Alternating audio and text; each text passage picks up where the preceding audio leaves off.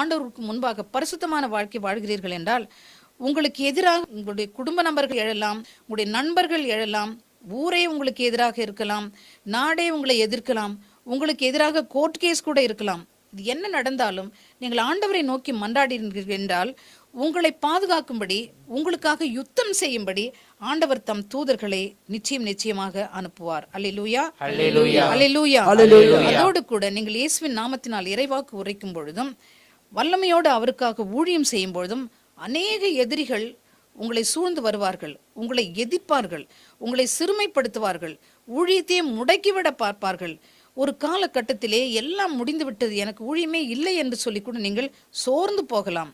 ஆனால் ஆண்டவரை நோக்கி நீங்கள் மன்றாடினீர்கள் என்றால், தாட்சியோடு உங்களை ஒப்பு கொடுத்து உதவி கேட்டீர்கள் என்றால், நிச்சயமாக அவர் உங்களுக்கு உதவி செய்யும்படியாக தம் படைகளாகிய தன்னுடைய சேனையாகிய தூதர்களை அனுப்புவார். அந்த